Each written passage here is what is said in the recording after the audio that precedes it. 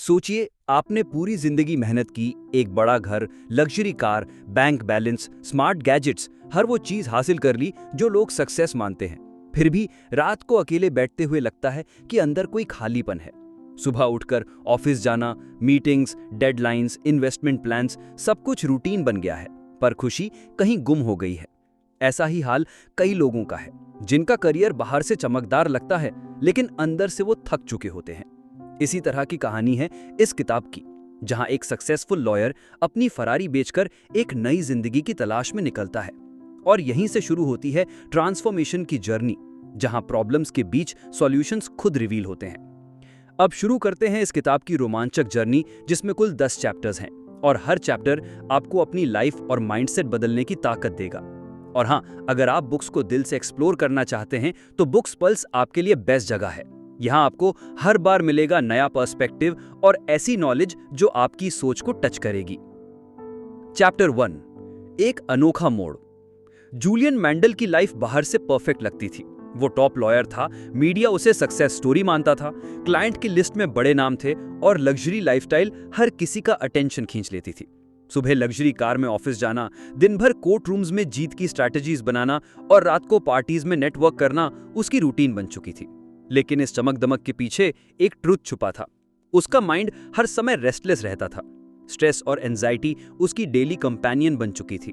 शरीर सिग्नल दे रहा था कि ये स्पीड अब सस्टेन नहीं होगी। एक दिन कोर्ट में हियरिंग के दौरान जूलियन अचानक कोलैप्स कर गया। लोग शॉक्ड रह गए कि सिटी का सबसे एनर्जेटिक दिखने वाला लॉयर जमीन पर गिर पड़ा। डॉक्टर्स ने जब चेकअप किया तो वर्डिक्ट साफ था।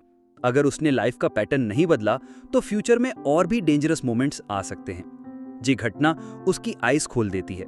उसी रात जूलियन ने खुद से सवाल किया, क्या यही लाइफ है?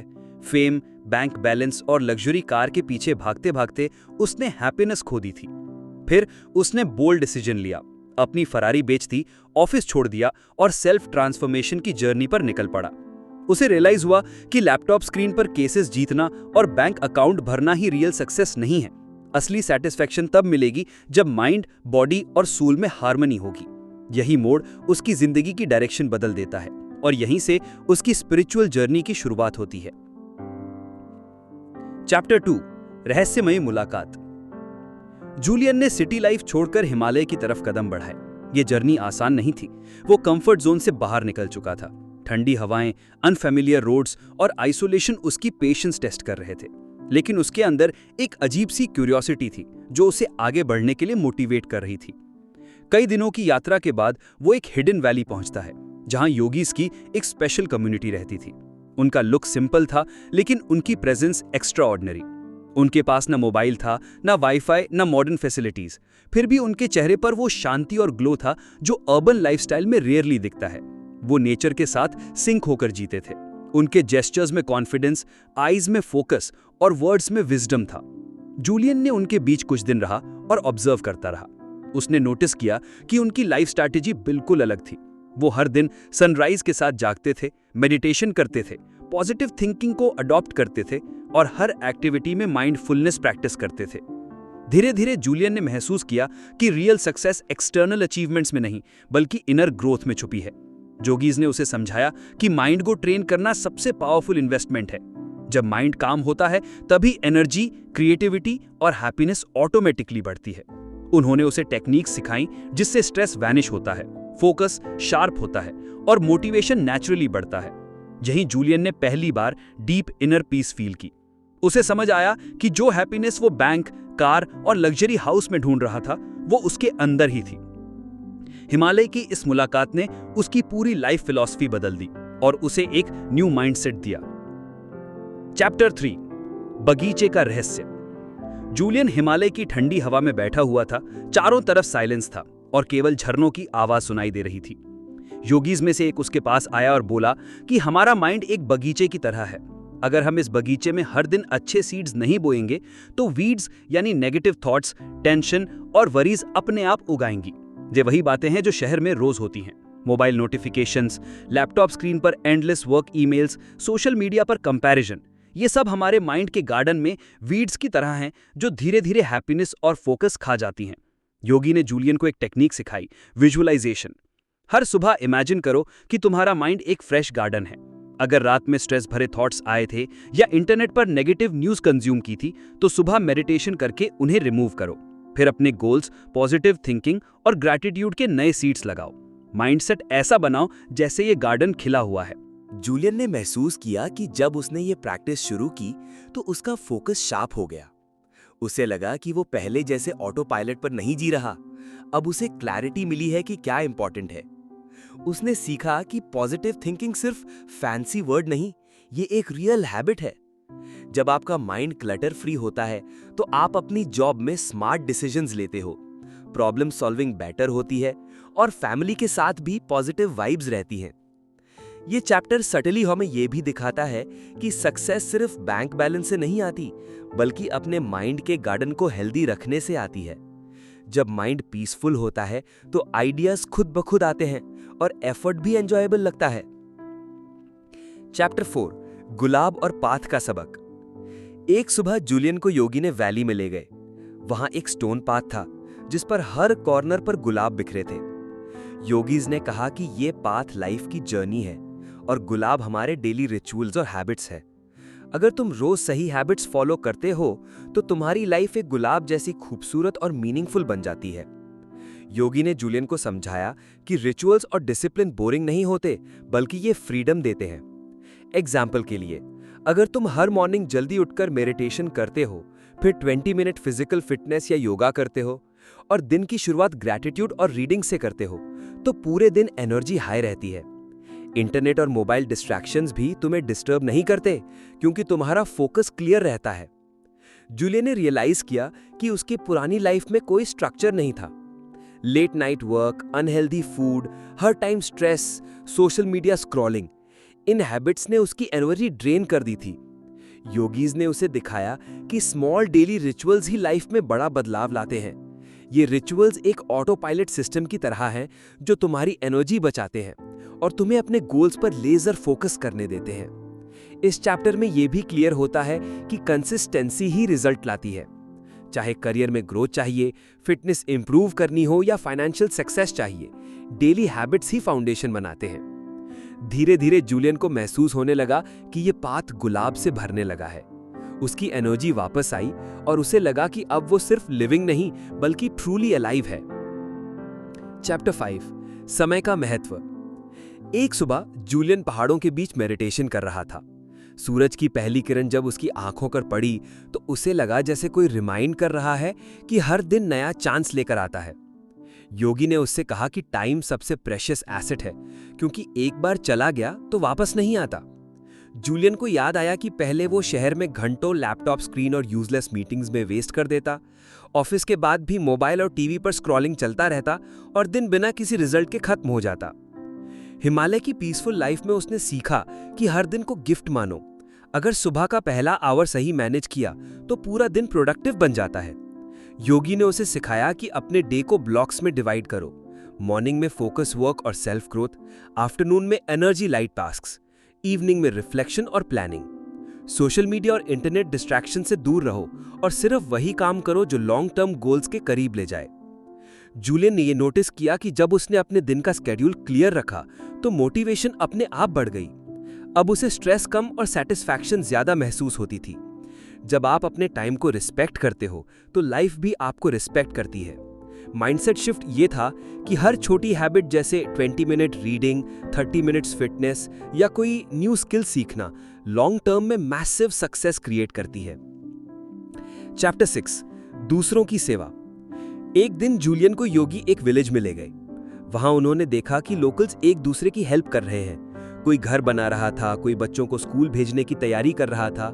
योगी ने कहा कि रियल हैप्पीनेस सिर्फ सेल्फ ग्रोथ से नहीं आती, बल्कि तब मल्टीप्लाई होती है जब आप दूसरों की लाइफ में भी पॉजिटिव इंपैक्ट डालते हो।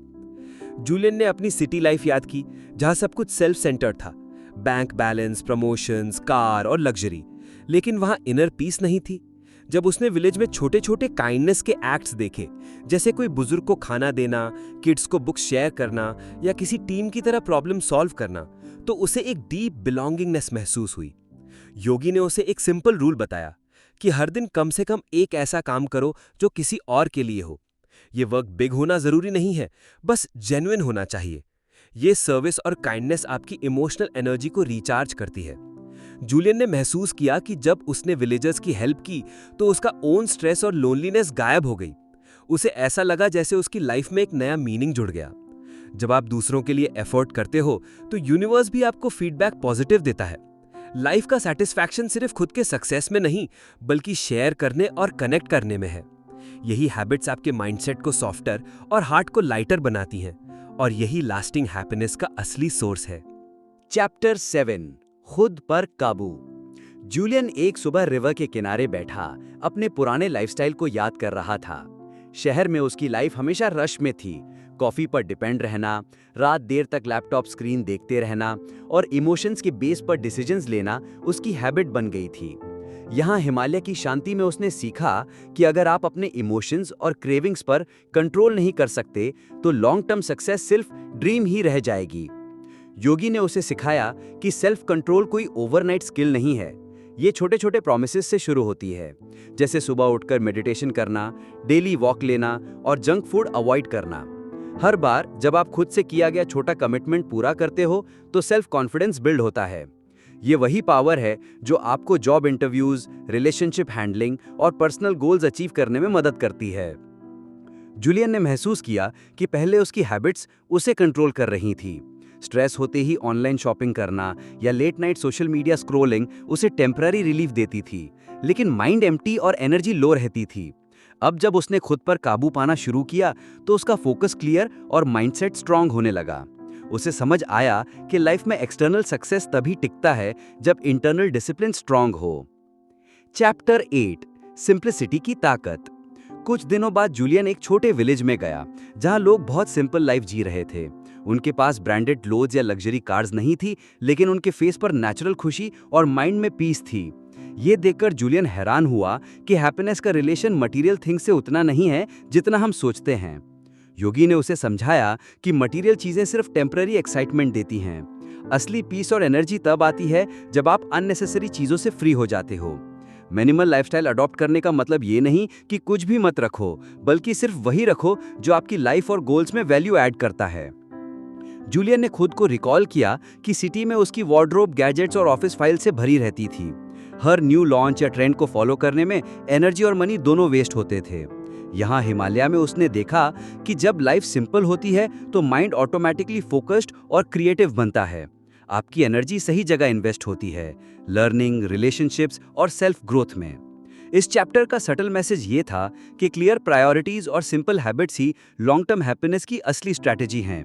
जब आप कम चीजों में सेटिस्फैक्शन ढूंढ लेते हो तो इनर पीस अपने आप डेवलप होती है। चैप्टर 10 लेगेसी और पर्पस। जूलियन अब हिमालय की हवा में बैठकर अपने पुराने दिनों को याद करता है, जहां हर दिन कोर्ट केसेस, मीटिंग्स और लग्जरी डिनर्स में गुजरता था। सब कुछ होने के बाद भी उसके अंदर एक खालीपन था। यहीं उसे समझ आता है कि लाइफ का असली मीनिंग सिर्फ जीना नहीं है, बल्कि ऐसा कुछ मीनिंगफुल छोड़ जाना है जो दूसरों की लाइफ को भी टच करे। योगी उसे बताते हैं कि हर इंसान की लाइफ में एक पर्पस होता है। जब तक आप उसे नहीं पहचानते तब तक सक्सेस इनकम्प्लीट रहती है। पर्पस को समझने का सबसे अच्छा तरीका है खुद से ये पूछना कि आपकी प्रेजेंस इस दुनिया में किसके लिए वैल्यू क्रिएट कर सकती है। यही पर्पस आपको हर मॉर्निंग एनर्जी देता है और हर नाइट इनर पीस। जूलियन सीखता है कि जब आप अपने पैशन और वैल्यूज के साथ अलाइंड होकर एफर्ट करते हो तो काम भी मेडिटेशन बन जाता है। अब वो सिर्फ एक लॉयर नहीं रहा, बल्कि एक इंसान बन चुका है जो जानता है कि उसकी लाइफ को कंट्रीब्यूशन दूसरों की ग्रोथ और हैप्पीनेस में है।